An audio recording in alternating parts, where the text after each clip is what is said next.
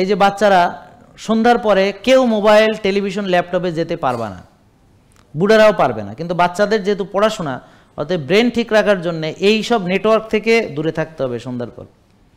বাচ্চাদের যে কি পরিমাণ ক্ষতি হয়, এই যে মোবাইলের নেটওয়ার্ক, এই যে টেলিভিশনের নেটওয়ার্ক, ওয়াইফাই নেটওয়ার্ক ওর মাথার মধ্যে, আর যারা কানের মধ্যে নিয়ে থাকে বা এটা দিয়ে ভিডিও গেম টেম খেলে, ওদের ব্রেনের ওয়েভগুলা সব মনে করেন যে ফ্রিকোয়েন্সিগুলা সঠিকভাবে ইয়া করতে পারে না। কিভাবে যে ওদের শেষ হয়ে যাচ্ছে, মানে কি যে বুঝাতে পারছি না আপনাদের। সন্ধ্যার পরে বাবারা, তোমরা মায়েরা, তোমরা ওই সন্ধ্যার পরে তোমরা দিনে যাও এবং একটা লিমিটেশনস থাকবে। তুমি আধা ঘন্টা নাকি 1 ঘন্টা তুমি মোবাইলে বা অনলাইনে কাটাবা, তোমার একটা যেহেতু ছাত্র সেই জন্য তোমার একটা লিমিট থাকবে, 1/2 hour to 1 hour, more than enough. এর বেশি তোমার থাকার কোনো দরকার নেই। আর যদি পড়াশোনা, বই কিতাবের পড়াশোনা, সন্ধ্যার পরে বই কিতাবের পড়াশোনা করতে হবে। মোবাইলের পড়াশোনা দিনের মধ্যে শেষ করে ফেলতে হবে। আর ওই যে এন্টারটেনমেন্ট হিসেবে তুমি আধা ঘন্টাই যথেষ্ট, আধা ঘন্টা থেকে 1 ঘন্টা। তুমি যদি ভিডিও গেম খেলো 1 ঘন্টার মধ্যে শেষ করে ফেলবা। তুমি যদি অন্য কিছু দেখো বা যেটাই তোমার মন চায়, একদম তো বিরত রাখা সম্ভব না এখন, তাহলে তুমি 1 ঘন্টার মধ্যে শেষ করো এবং এটা দিনের আলোতে করো।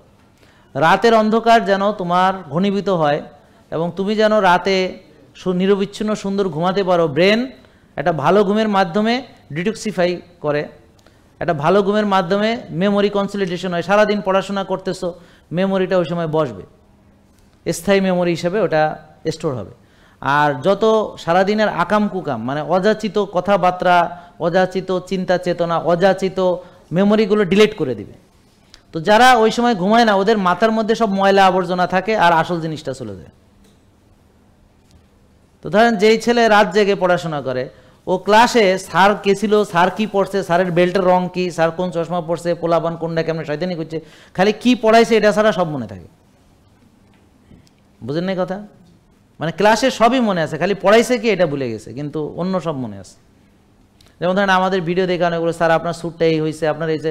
ওরা আসলে আমার কথা না শুনে ও দেখতেছে আমার চেহারা, আমার দাড়ির কত 4 আঙ্গুল নাকি 1 বিঘা, বুঝতে পারছেন, মোষ কি আরেকটু ছোট হবে না বড় হবে, বুঝতে পারছেন, এই ধরনের তাদের মানে তারা দেখতেছে অন্য। চুল কয়টা পাকছে ওরা গুনতেছে, বা পাকছে কিনা, দাড়ি কয়টা, হ্যাঁ, তারপর কি পড়লো না পড়লো ইত্যাদি। মানে তার মানে যেই জিনিসটা তার আলোচনা, যেই কথাগুলো, মানে যেই উপদেশগুলো বা তথ্যগুলা, সেগুলো তার জন্য গুরুত্বপূর্ণ, কিন্তু সে খেয়াল ওটা না করে আসে আমারে নিয়ে ঘাটতেছে।